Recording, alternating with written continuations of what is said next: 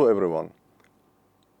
I am Benyamin Poghosyan, Senior Research Fellow at Armenia, and this is Viewpoint on noyantapantv. Today we will discuss the geopolitical future of the South Caucasus. As many experts argue and believe, the world global order is in transition from a unipolar world, which appeared immediately after the end of the Cold War 1991, to something more complex and complicated. It's difficult to argue what this new world order would look like. Will it be classical bipolar world, this time US vs China? It will be multipolar world, and everyone fighting against everyone, and everyone vying for the zone of influence. Or it will be something between. But one thing is clear, the new world order will emerge. The old world order or post-Cold War order is finished, and the process will take years, I believe even decades, and these decades will be very volatile for different parts of the world. Some also believe that regardless what kind of new world order we will have, as of now, the new Cold War emerged, so-called Cold War 2.0. This time not between the United States and the Soviet Union, but between the collective West, which means United States, NATO, EU, and the Asia-Pacific allies like Japan, South Korea, Australia, Philippines, New Zealand, and loose coalition of China, Russia, Iran, North Korea, while different great and middle powers like India, Brazil, Saudi Arabia, Turkey are trying to balance or are trying to find their place without joining any of these new blocs. So in any case, do we believe that we are in the Cold War 2.0? Do we believe we are going to be in a Cold War 2.0? Do we think we are going to end up with new bipolar world, US vs China, or we will end up in some multinational or multilateral or multipolar world? One thing is clear, world is very complicated, world is volatile, conflicts, wars, and this will continue for decades. Probably any stabilization will come no sooner than somewhere between 2030 and 2035 or even 2040. So what all these mean for South Caucasus? Small region, small population, overall population is no more than 15 million, like an average city for China and India, but strategically located. Why strategically? Because it connects Russia with Middle East, Europe with Central Asia, Europe with China, India and Southeast Asia with Europe and also with Russia. And as we are seeing more and more global and middle power vying for influence, South Caucasus is becoming the battlefield for this fight. We see how different actors trying to reinstore their influence or trying to establish their influence, trying to fight each other in this small region with three fully internationally recognized republics, two partially recognized republics, South Ossetia and Abkhazia, with Nagorno-Karabakh Republic, which was destroyed by Azerbaijan by force in 2023, but still population is in Armenia, still government is in Armenia, so everything is not finished yet. So what we have in South Caucasus now and what could be the future of the region? There are of course several different scenarios. Scenario number one, the region will continue to be a battlefield between different great powers.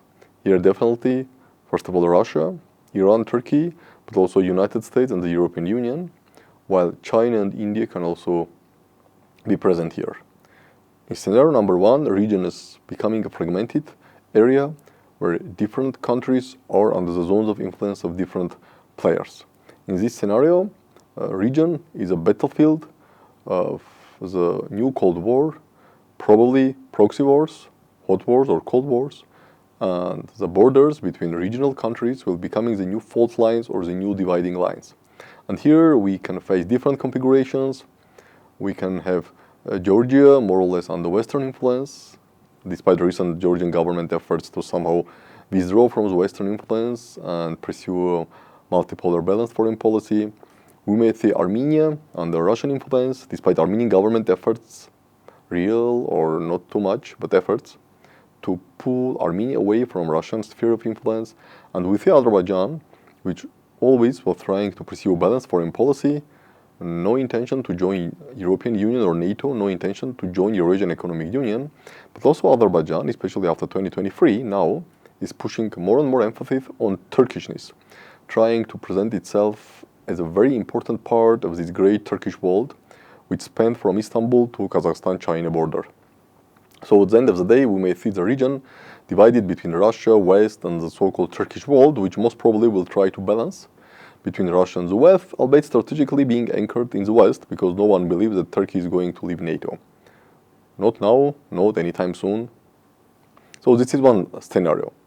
And in this scenario, yes, new dividing lines, new fault lines. Scenario number two, all the region is part of the one sphere of influence, or will be under the part of the one of the great powers sphere of influence. But it's not realistic. South Caucasus is not going to be fully part of the Western zone of influence, simply because Russia and Iran will not allow it to happen, and Russia and Iran will remain here as a very significant actors for decades and even for centuries. Let's not forget, Russia is here for the last 200 years, Iran is here for the last several thousand years. And despite all the Western efforts to weaken Russia, to dismember Russia, to bring about some sort of regime change in Iran, most probably both Russia and Iran will be here. They will be strong players. They are not going to accommodate the West. So, as far as Russia and Iran are significant players in South Caucasus, and most probably this is going to be the fact for next decades or even centuries, South Caucasus fully cannot be part of the Western world in this emerging multipolar, dividing and complicated or complex world order.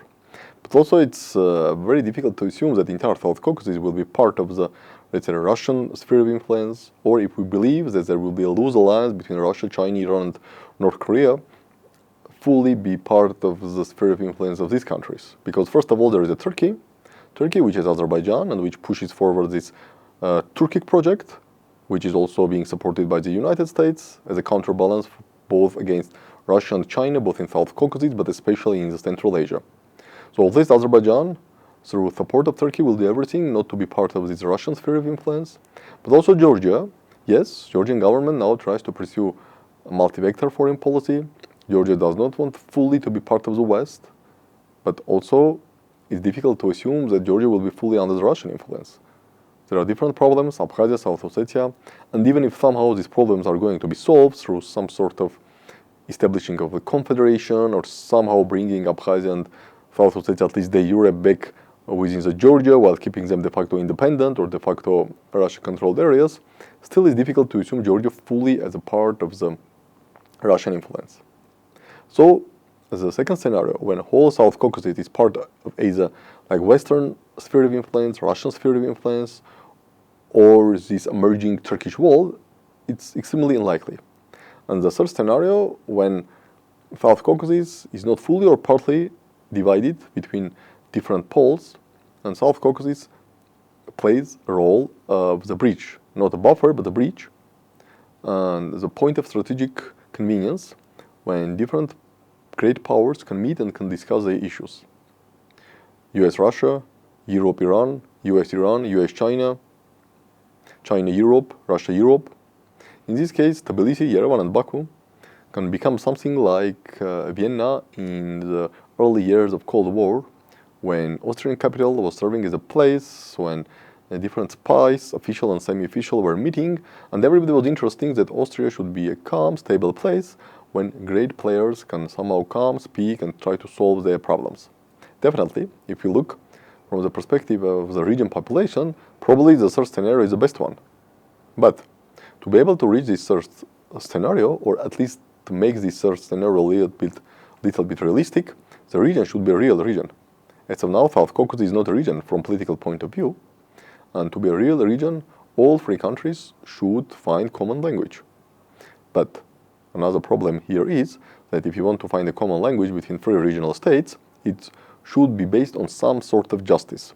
Yes, some people may say, okay, justice and geopolitics, they have nothing common. Geopolitics is absolutely not moral issue, so how you can speak about justice in geopolitics? But again, if regional order is going to be based on completely unjust configuration, based on the hegemony of one power or one state against others, it will not create a stable region, it will not create a geopolitical region, and thus it will not make the third scenario realistic. Scenario under which the region plays a role of bridge between different great and middle powers. And here we are coming to the Armenia-Azerbaijan negotiations or Armenia-Azerbaijan normalization process. In 2020-2023, Azerbaijan received everything, even much more than everybody could presume. Because let's be clear, yes, there always was an understanding, yes, the 7 regions outside Nagorno-Karabakh should be returned to Azerbaijan, but also there was a clear understanding that Nagorno-Karabakh should have a status, Nagorno-Karabakh Armenia should live in Nagorno-Karabakh, and there never should be like full control of Azerbaijan over Nagorno-Karabakh. This was the base of all negotiations under the OFA Minsk group starting from early 1990s until 2020. Now we have a situation with 0 Armenians in Nagorno-Karabakh, full control of Azerbaijan over all Nagorno-Karabakh.